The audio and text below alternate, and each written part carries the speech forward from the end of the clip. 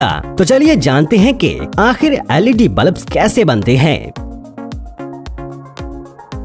सबसे पहले इस मशीन की मदद से इसका सर्किट बोर्ड तैयार किया जाता है, जिसके ऊपर छोटी छोटी एलईडीज SMT यानी सरफेस माउंट टेक्नोलॉजी की मदद से लगाई जाती हैं। जिसके बाद एलईडी बल्ब को पावर देने के लिए PCB ड्राइवर तैयार किया जाता है। इसका काम AC करंट को DC करंट में तब्दील करना है।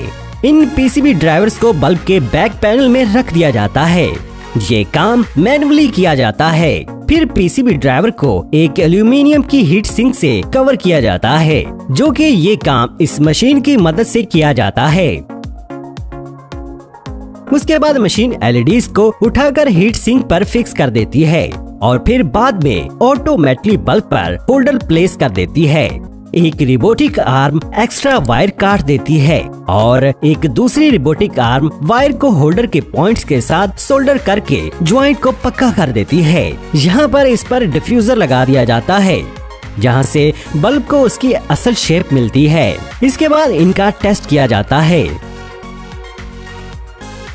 जिसके बाद इन पर स्टैंप लगाकर मार्केट में भेज दिया जाता है।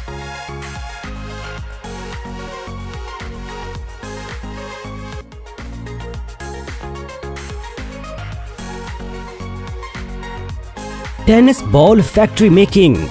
आमतौर पर ज्यादातर लोग टेनिस बॉल को क्रिकेट खेलने के लिए भी इस्तेमाल करते हैं और इससे टेनिस तो खेलते ही हैं, लेकिन क्या आप जानते हैं कि ये फैक्ट्री में कैसे बनती है?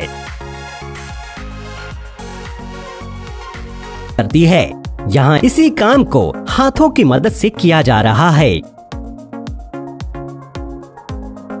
अब कुछ ये बॉल टेनिस बॉल जैसे लग रही है, लेकिन ये काम यहीं पर खत्म नहीं होता। बाद में इनकी टेस्टिंग की जाती है, जिसके बाद इन सारी बॉल्स को एक स्टीम मशीन में डाल दिया जाता है।